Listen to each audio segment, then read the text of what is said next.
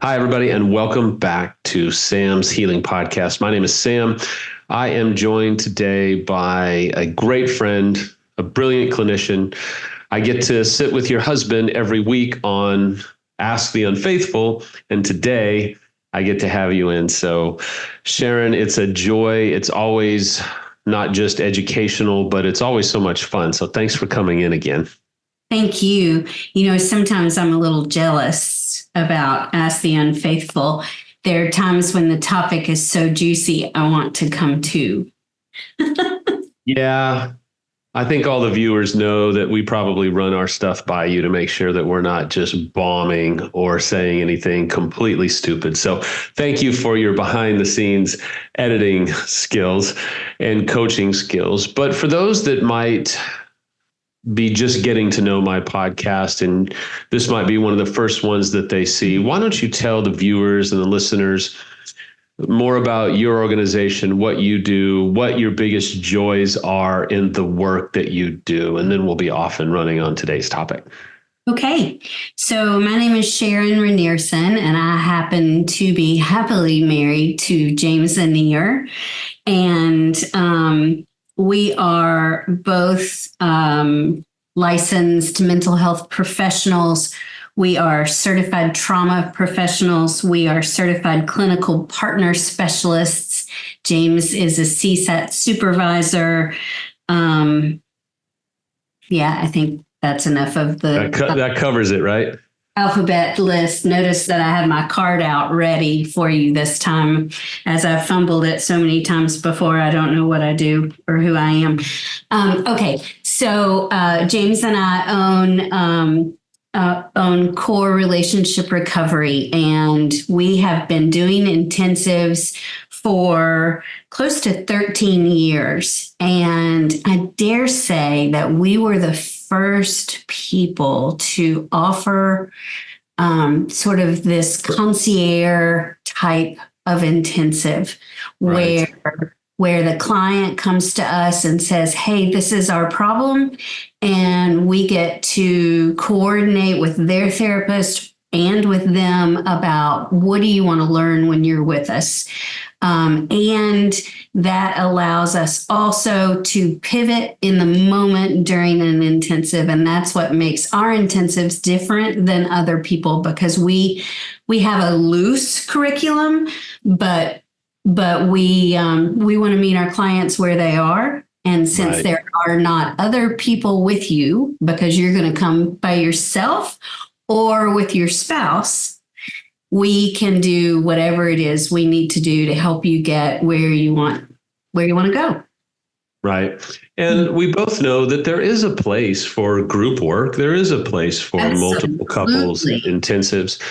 But if you can afford it, and if you have the time, and if you know the right people, if you can do a tailor-made intensive where it's two expert clinicians who've been through infidelity or addiction and trauma before, and a couple or an individual, it's just unrivaled, the amount of care and attention and support that you get. So on these personal intensives, because that's a great element that we don't talk too much about on Ask the Unfaithful. So if somebody wanted to come to you individually, a betrayed or an unfaithful, what does that look like? So Gail at hopeforus.com is the fastest way to get a hold of us. And what happens after you say, hey, Gail, I'm interested, she will set up a consultation, and you can request just me. I'm the gatekeeper, or James and myself can do them as well. And again, we get to, if you're working with a clinician, we will ask for a release of information so that we can help craft exactly what it is that your clinician hopes for you and that you hope for yourself. Awesome. I love it. So today we're going to talk about a topic that in one sense has been beaten into the ground and is probably a clinician's one of their favorite words, but you have a different take on it. And I love your take on it because I asked you for some insight and advice not too long ago for another client. And your response is what made me say, okay, we have to do a podcast on that because that is so sticky and I love it. It's the concept of boundaries. And there's so many books out there. We don't need to write any more books on boundaries per se. And I mean that in jest. There's so many books out there, whether it's from faith or whether it's atheists and everything else in between. But you had a response to a question and me seeking advice from you. And you said about boundaries, you said something to the effect of, listen, Sammy, boundaries are really, it boils down to what type of life does the betrayed want, right? I mean, you made it sound so different and just simply said, what kind of life does the betrayed male or female want? What type of marriage do they want? That's what you're going to run with. So explain that, unpack that a little bit, and then we'll just take that as far as we can take it. Okay.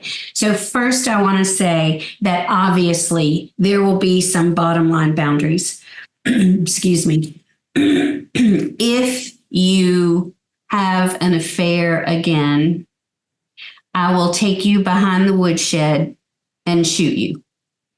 That's good a boundary. Sounds fair. If you disrespect me by ignoring my pain, I will choose to walk away. A little different. Just a little different. But what we really set up is, how do you want to live? One of my favorite things is, who do you want to be in this? So how do you want to live? The idea of us saying, I want to live happy, peaceful, and fulfilled is such a great concept. That's what therapy should be about, right? How do we get to live that? We're going to chase the feelings we want to live. And would it be fair? Would it be fair to say also, how do you want to be treated in this relationship moving forward? Right? Yes, absolutely. Absolutely. So in that is the negative of, if I am chasing happiness, then I am not feeling sad all the time or whatever it is. So I have an example to walk us through sort of this boundary. James calls it a trigger resolution process, and we have a fancy little thing. Do you want to put it up just for a second? Yeah, I'll pull that up. Okay, here we go. Okay, so James calls it a trigger resolution process, which I love because he's so much fancier than I am. But it really is how we help you create boundaries. And so boundaries are created because of an external trigger. And the very next thing that happens when we have an external trigger is the physical sensation. Right now, I saw your face there, Sam. Most people think that we think or feel before our body gets involved, but that is not true. Our body tells us first because it never lies. Then we feel the feeling, then the negative thought, the values, conflict, and negative behavior comes after that. Then you're left with the aftermath of what the situation has wrought. And then let's come up with some antidotes and boundaries so that doesn't have to happen again. Right. I love it. I love it. And so this is something that you walk your clients through, right? Yes. And you can take it down if you want. We send all of our clients home with that. We've gone through 2 or 3 external triggers during the intensive so that they can get the hang of it. And we will say, if a client says, oh, I'm really struggling about this, have you walked it through? That makes sense. So what do you do when someone, I'm thinking of a few clients that, man, they did not have boundaries modeled for them by their caregivers or their parents. They lived a life where there was no boundaries around their own individuality, around their own expression. They had parents or caregivers, guardians really take advantage of them. And so what about someone who says, man, I've never been able to hold my boundaries and I really struggle with enforcing them? How do you help that person, male or female, walk through that? So one of the things that comes out of that and comes out of any type of betrayal trauma is this idea of overfunctioning. Ooh, so, yeah. So when we don't have boundaries, we will absolutely grab up any work that we see around us and make it happen. We're gonna handle somebody's emotions. We're gonna do this. We're gonna do that. Right. So it's this idea of the overfunctioning that we're going to talk about today. That's my example awesome. to walk through this. So overfunctioning or underfunctioning comes from what? Don't put me on the spot here, because I'm going to throw out 17 different things just to try and keep up with you. So I just want to know, what is it? Where does it come from, in your opinion? So it comes from not knowing what to do, right? Not having the modeling, like you said, but also not having the emotional support to understand how to handle situations. So most betrayed partners I know have learned to overfunction while living in dysfunction. Yeah, it's great. It is a hard habit to break. Oh. And when you can, and I'm not always successful at it, but I'm going to say I can do it 97% of the time. But it is a hard habit to break. So one of the ways that we break it is to help women walk through this. So it's going to take a little backstory. Okay. It's graduation season. Right. Now, right? So have a client, and she went to an awards ceremony with her husband that she's in a therapeutic separation with. They had a full therapeutic disclosure a few weeks ago and rolled into this therapeutic separation that has goals and timelines and all of that. It's not just willy-nilly. And the exception to the no talking rule was that they were going to go to this awards ceremony. So we often say, text me before and text me after. Right. And the text after was, I am crazy. I cannot live like this one more minute. I feel absolutely shattered and scared. Yeah. So Wednesday during group, she told the story about getting triggered while she was with her husband out in public. That happens a lot. Yeah. And I got triggered by nothing. That can happen. There's not going to be a big neon sign sometimes that says, hey, look at this. Right.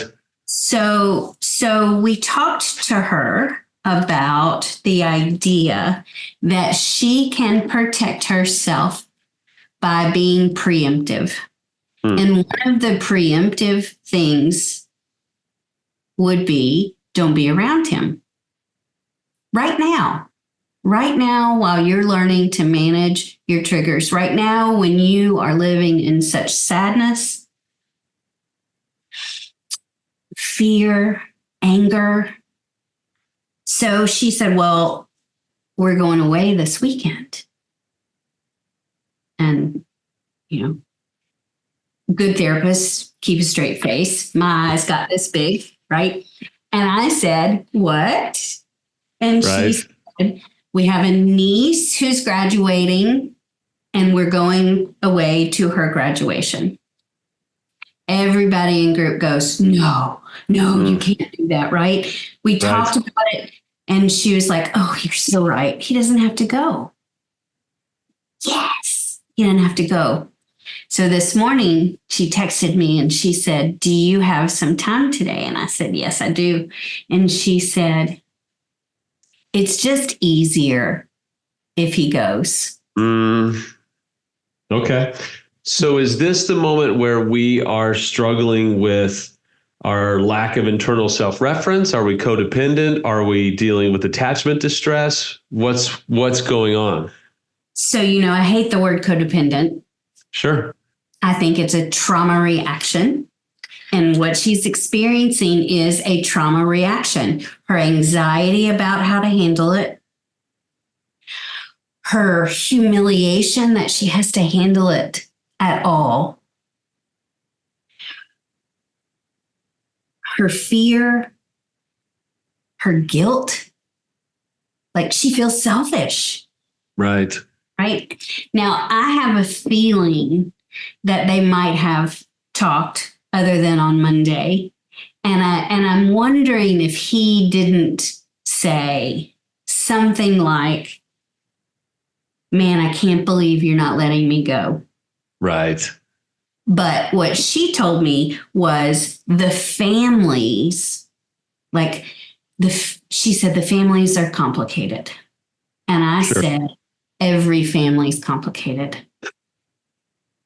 So in this moment, then, do you then go back to her and say, listen, here's the life that you say that you want, but here's the life that you're getting, and how you get this is enforcing your boundaries, or what's the approach? Yeah. So why are you doing this?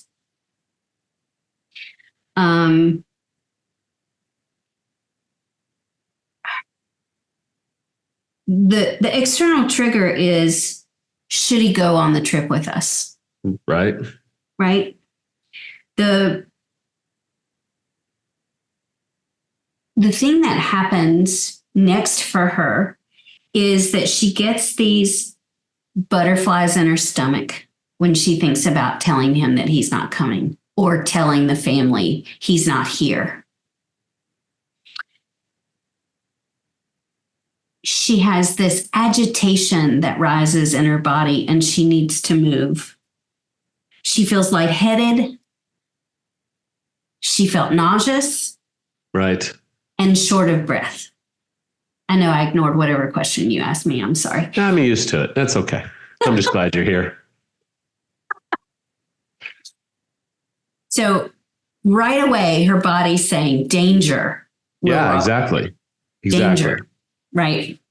So then I said, what are you feeling when you make this statement? It's just easier. Yeah. To have him go. What are you feeling? What are you trying to not feel? Right. So she feels anxious, guilty, exhausted, stressed, fearful, hypervigilant. The list can go on. Sure. Right. So you identify what she's feeling in the moment, and then do you bring it back to her and you say, look, all of these feelings, right? Trauma is stored in the body and in the brain. Your body is having a trauma response. Do you bring that back to her and say, hey, your body is trying to tell you that you don't feel safe? Or what are you, by identifying all this, what is the end goal? So the end goal is to make her, to make her, that wasn't very nice. I don't make people do things sometimes. Well, James might feel differently. That's so true. But to get her to realize that making boundaries, although it is uncomfortable, is the best thing for her. So I said, what do you want to do when you're on this trip? How do you want to feel when you're on this trip? Right? I want to visit with all of the relatives. I want to, see her at her special time. Can you do that? feeling these things. And she's like, well, I'm not going to feel them because he's coming. Right? I'm not going to feel guilty, anxious, exhausted, fearful. And I said, you're not? Because I think you're going to feel those things if he comes. Right. So you're going to feel uncomfortable no matter what you choose. But are you taking a step toward the life you want to live? Where does it fit in when I've had lots of people say to me when I try to help them work through some boundaries, and they say, I just struggle to feel like I have a right to have these boundaries. And maybe is that low self-esteem, low self-worth? Does it go back to what James would always say, which is most of our struggles in our adult life are due to unmet childhood needs and care? Where does it come? What do you tell the person that's out there saying, oh my gosh, I just don't feel like I could do that. It scares the hell out of me, Sharon, to tell my husband or to tell my wife X, Y, or Z, that's a boundary or a bottom line. So we're gonna stay with this person who's making boundaries. We're gonna stay with it as being a woman, right? Okay. So women are taught from a very, very early age that if they put their needs first, they're selfish.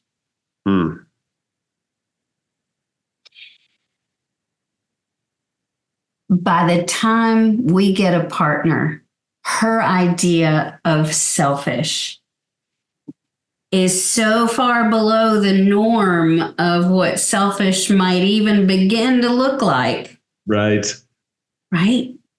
And so this and this between there, that is some uncomfortable, uncharted territory. Right. James says to these women, you need to be soulfish. Because if you are paying attention to what you need, everybody else's needs are going to get met. And that's kind of a big blanket statement. Sure. Obviously, if you're anyway.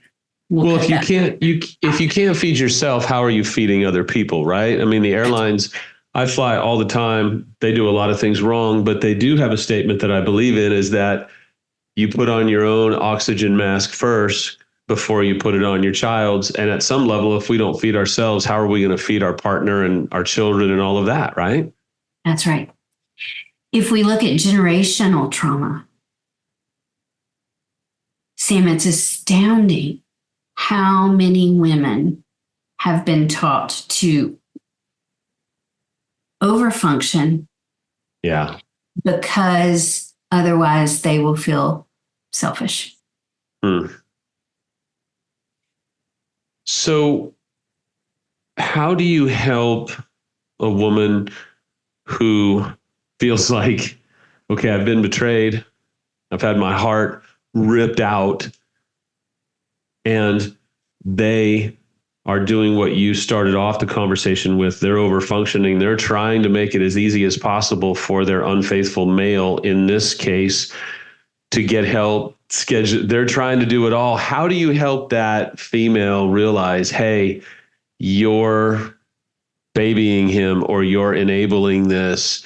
How do you help them navigate through what to do in order to get the unfaithful to either start to function, have a heartbeat, good Lord, or do more, or even get in the game? So the word exhausted comes up a lot.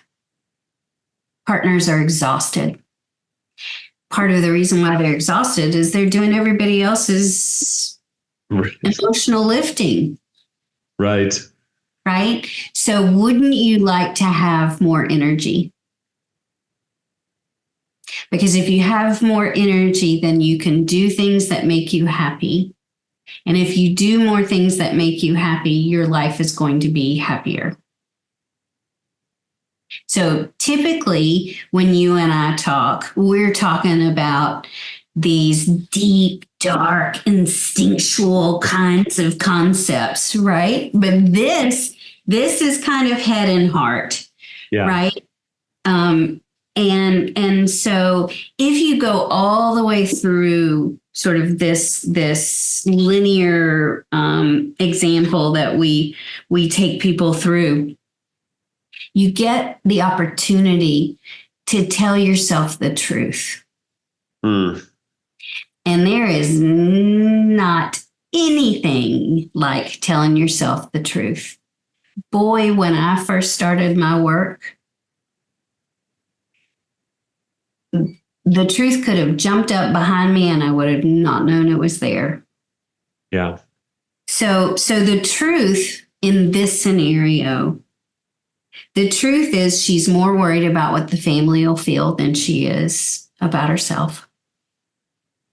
She's more worried about, like, she's kind of being mean to herself by not giving her time to process what she's learned. She's so used to being responsible for everything that the idea of just being responsible for how well the weekend goes is natural. Right. And she knows how to just go along to get along. Yeah. This is a new skill. And when we learn a new skill, it's uncomfortable. It makes us anxious when we're learning something new. Right.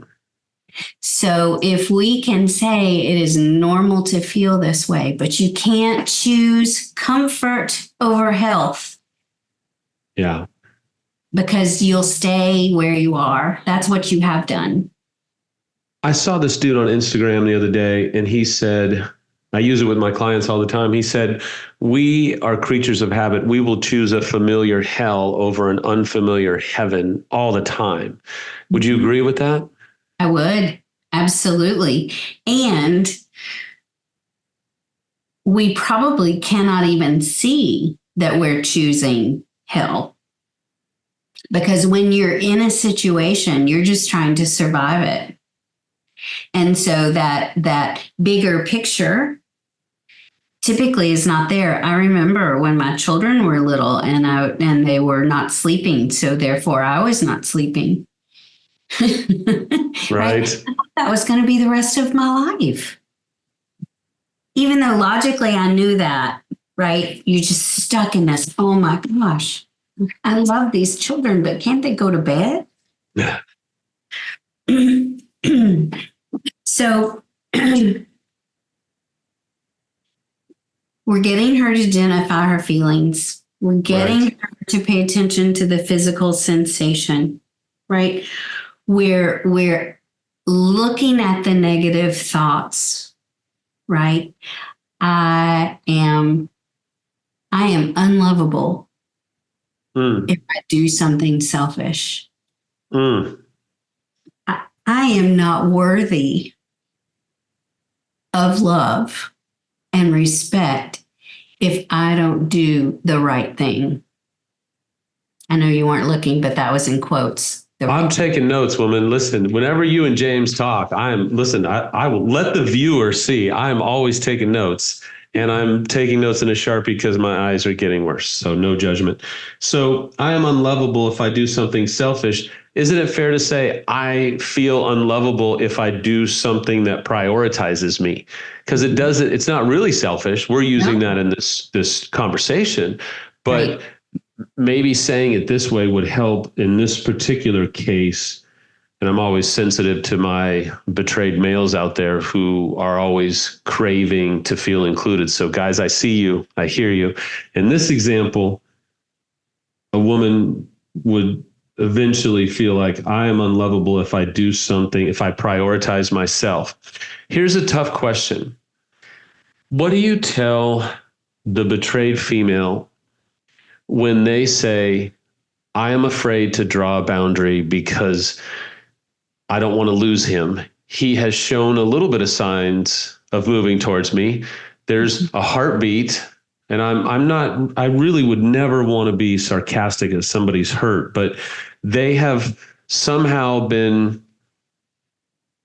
put in a position where they're just happy for anything. There's been such a desolate desert of no activity. They're just happy for some activity, and God bless them. That's not shaming them. But some of them feel like, oh my gosh, Sam, if I draw a hard boundary, I may lose him. I may lose them, and I don't want to do that. So how do you help that person who literally experiences terror at drawing a boundary that could make their unfaithful run away? So we're going to hope that the unfaithful has good counsel, not an attorney, but right, that they have peers that they can speak to that speak the same language and are living the same thing, that they have people who specialize in this so that they can help hold a safe container for their feelings, right? Okay. If you continue to do the same thing with your guy or girl, you are modeling for them to do the same thing too. There is such a slippery slope when you're trying to learn not to overfunction, because it is so easy to just put Velcro shoes on that toddler instead of teaching them to tie their shoes. Because it's a survival tactic, right? This is how they've survived for 20, 30, 40, 50 years. So to expect them to flip a switch and stop using that survival tactic is just unrealistic. Is that fair? Yeah. So the sentence could be something like, I am so happy with what you've been doing. I love you and I want our marriage to work. I see you and I must take care of myself first. Making this boundary might feel threatening to you. And I'm still going to make it. Right. As my heart is in tatters and I don't want to be re-traumatized by doing XYZ. And any good unfaithful who has some level of situational awareness, life awareness, any good unfaithful, male or female, would say, I respect your right. And you know what? I get it, because I'm living by whatever it takes to win you back, get our little family back. I'm all in. I don't like it, but damn it, you're worth it. Because would you agree, and we're almost done, but would you agree that at some level, the betrayed is teaching the unfaithful how to treat them? It is teaching them, this is acceptable, this is not acceptable. When you just think you can call me out of nowhere if they're separated, if you can just call me out of nowhere, or you just think you can put your hands on me, or you just think that you can assume that we're going to be intimate, you just think that I'm going to be sitting here just waiting to be paid attention to. Isn't there some truth that the betrayed has the opportunity to go, this is not acceptable. I will not live like this anymore. And I am not going to tolerate this behavior, whatever it is, anymore. Is that fair, or is that too harsh? No, it is very fair. And I don't know if James has ever said it to you, but I've heard him say to clients over and over again, if Sharon hadn't had such clear boundaries, I would not have gotten better, period. Okay, why? Because he was unaware. It wasn't malicious. Right.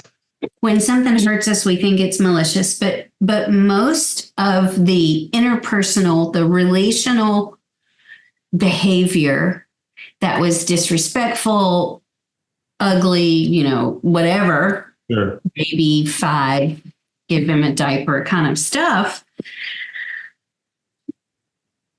He didn't know what he was doing.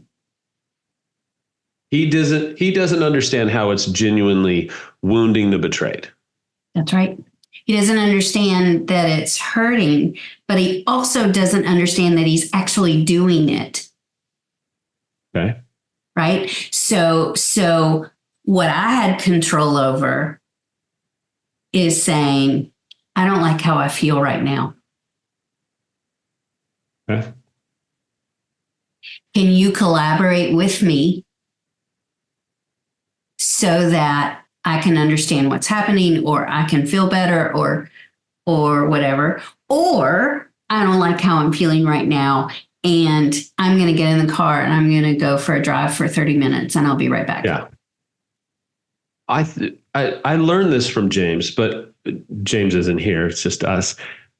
Isn't it helpful when a betrayed can use statements like, I feel like X or I feel like Y? Because for those that are struggling with betrayal trauma, their felt sense of existence is so vital because betrayal trauma robs them of so many things. And so them learning how to say, it feels like you are telling me this is how things are going to go. And then the unfaithful can go, okay, hold on. That's a red flag. I don't want to make you feel that way. I need to pull my head out of my butt because apparently I have communicated to you in a harsh way. So hold the phone. Let me clarify. Don't you think it's really important that the betrayed is able to say, it feels like this, which then is like a flare from a lifeboat in the ocean where the unfaithful can go, okay, hold on, let me repair so that you don't feel that unnecessarily. Yes. So I know the vernacular is to feel like, but when you say feel like, it becomes a thought. Okay. That's not the feeling. Okay. I feel concerned. I feel angry. Not I feel like I am angry, right? When we speak in I statements, we can create a picture in someone else's mind of what's happening for us. And they don't have to grab their shields. Yeah. Isn't that what we want?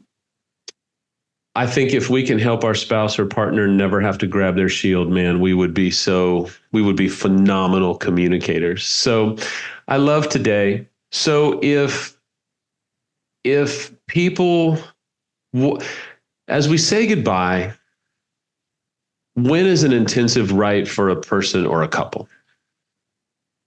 So an intensive is right if you feel stuck